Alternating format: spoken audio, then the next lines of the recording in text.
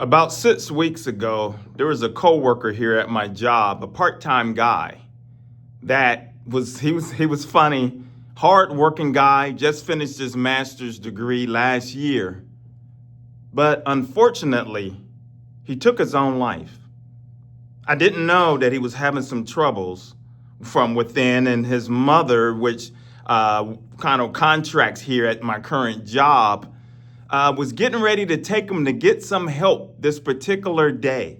And while she was taking him to get ready, as he was gathering his things to get ready to go seek help for his deep depression and everything that's been going on, a gunshot rings out. And he took his own life right there in the house with his mother, her only child. That's her only child. Devastating. He was 41 years old. And you know, it's troublesome because here at work, nobody saw that particular troubles that might have been inner demons that he was battling from within. And that's how it is. A lot of people think, and we talk about the false teachers, prophets, and all of them. You know, a lot of them and their subscribers and all of them, they always claim, oh, I could see it in your eyes. Oh, I can see this or that. They've got that. What's the vision of the superheroes? That I guess they could see right through you. And then they bear false witness, false accusations and things. But in most cases, nobody knows. A lot of times the inner demons or when someone's going to take their life. No one has any clue. When my mother took her life, that particular evening, that I remember her cooking, frying up something in the kitchen. And my grandma said we were planned, when we were done eating and done eating dinner, we were supposed to come over that evening. But nobody knew that after she was done cooking, I didn't even get my dinner. And did not know that she would walk into the living room with a butcher knife, slice her throat and wrist, and take her own life. And this message is for those of you out there that may be struggling, that may be battling from within many things. This life is hard. The Christian walk is hard. Life in general is hard, whether you're a Christian or not. One of the biggest misconceptions is that when you give your life to the Lord, and if it's at a church and they take you to the back, get all your information, give you some type of document or something and tell you to link you up with some type of mentor or however they do it. That this misconception is that now that you've done this with the Lord, that all is going to be beautiful and pretty and life won't give you any more trouble. I was under that assumption when I first got saved in 1992. I thought it was all going to be rosy. You know, I've had a very traumatic life. And I still worry tremendously, even though I know the scriptures talk about worrying. And I know I have a case of PTSD from all of the traumatic things that I have gone through. And I battle still at times. And I know some of you may be battling with certain things that you may have never shared with anybody. There's a lot of things I've shared on this channel since starting it, and there's a lot of things that I haven't shared. But my life has been brutal, which takes me to Amnon and Absalom and King David. Well, you know, Amnon was King David's firstborn. And there was a situation where his sister, Tamar, that she was very beautiful. And Tamar, Amnon, Absalom's brother, wanted her. He was lustful after her. He had to have her. He wanted her so bad that he became physically sick. He wanted this woman so bad. That's how much lust was eating him up. And you know, that's another, off track here. Sin will eat you up like that. That desire and that burning passion for sin will wear you out. Being a slave to sin will wear you out when you're out there living for the world. But this desire that he had, he set up a situation so Tamar can come feed him. And he eventually rapes her, and she was a virgin. And then he was angry and everything, and he shamed her. And Absalom was so mad that King David didn't do anything, basically. He was outraged, but he didn't do anything. And Absalom was so upset. Took 2 years, but he set a trap for Amnon and had him killed. And after that, King David, as far as his closest counselor next to him, decided to, I can't think of the guy's name, starts with an A, decided to link up, and they decided to they want to overthrow the kingdom, take over, take David off his throne.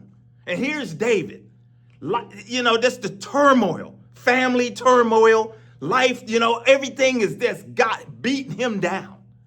And in Psalms chapter 55, verse 6, I believe, he says, as he's praying, if I had wings like a dove, I can fly away and be at rest. Many of us, we need some rest. And many of us would want to fly away, including myself, with things that continue to go on through our life as we go through the valleys in life. And we want to get away in things. And even David, a man after God's own heart, this is the guy that, that had fallen many a times here, and he sits there and got himself up. And even in the midst of his turmoil with his family structure, his weakness is shown.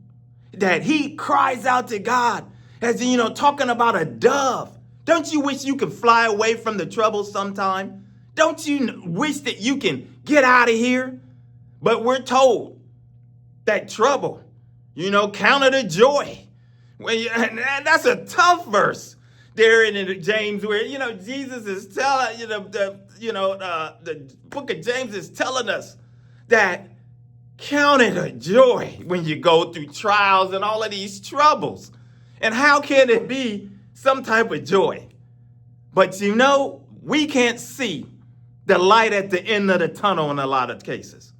And even though some of us out here may be facing imminent death from a sickness, or you had a wayward child like Absalom, or you were betrayed by a spouse, or you was betrayed by a church, leaders in church in general, guess what?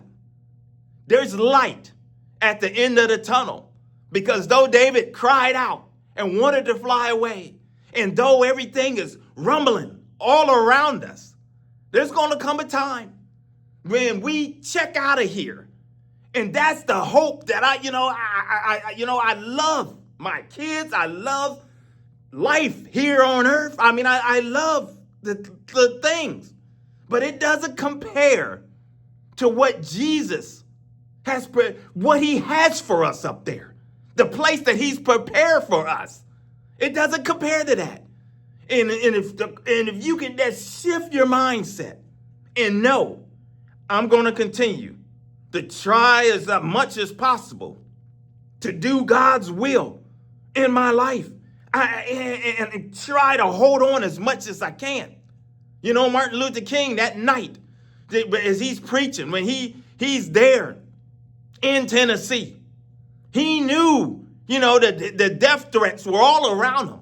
And he knew he wouldn't and cross over to the other side at some point. But he preached, and he sat there.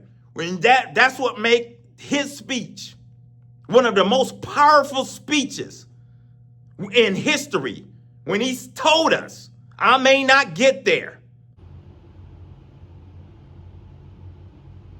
All we say to America is be true to what you said on paper.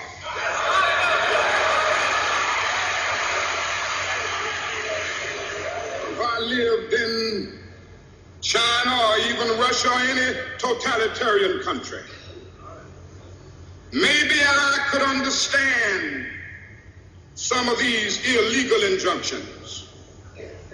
Maybe I could understand the denial of certain basic First Amendment privileges because they haven't committed themselves to that over there. But somewhere I read of the freedom of assembly.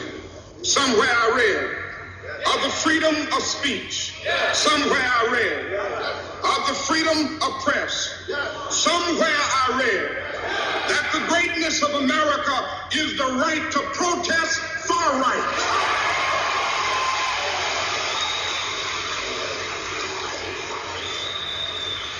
And so just as I say we aren't going to let any dogs or water hoses turn us around, we aren't going to let any injunction turn us around.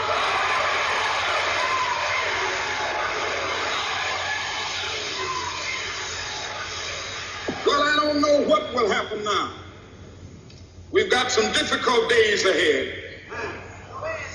But it really doesn't matter with me now, because I've been to the mountaintop. I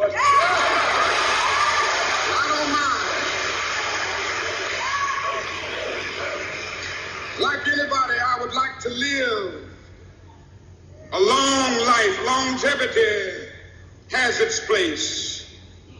But I'm not concerned about that now. I just want to do God's will. And He's allowed me to go up to the mountain.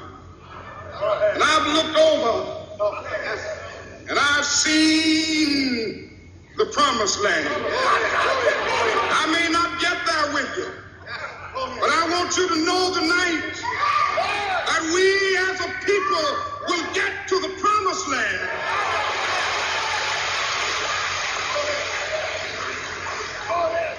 So I'm happy tonight. I'm not worried about anything. I'm not fearing any man. Mine eyes have seen the glory of the coming of the Lord.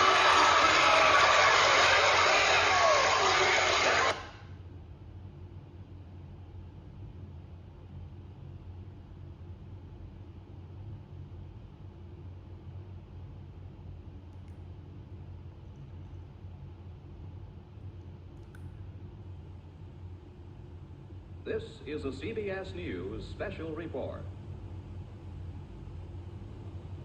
Dan Rather reporting for CBS News from New York.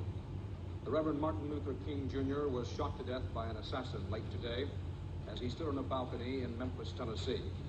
Dr. King had planned to lead another civil rights march in Memphis next Monday. If you never heard the speech, for some of you that may have never listened to the whole speech in the church that night, listen to it. You might have heard bits and pieces of it, but listen to the whole speech. And you will see the power of God at work through that man's life, letting you know, fight, hold on, I've been with you. And that's the same way with Jesus. He told us he will be there with us until the end.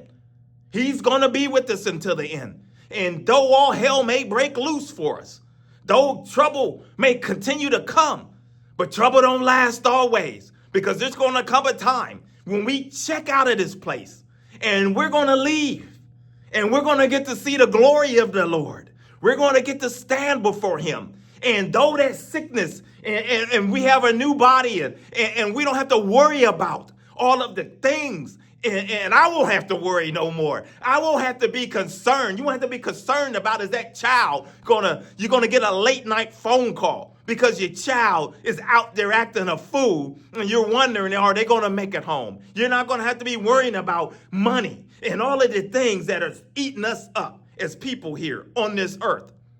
And we get to stand and we get to hear the words from him.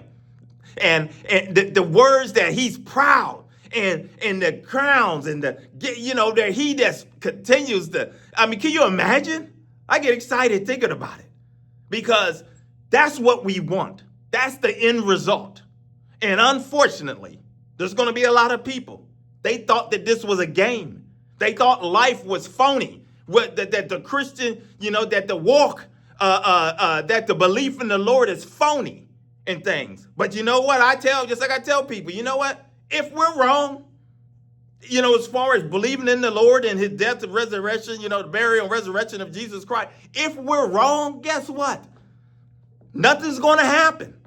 But if we're right, for them, it's not going to be good. But we don't want you. You don't have to sit there and be separated from God. And he is real. And I know what he's done for me. I know exactly what he's done for me, and you know what he's done for you. For those of you that don't know, and I've been told all the stories and stuff, but for those of you who don't know, I veered off into the streets after I graduated.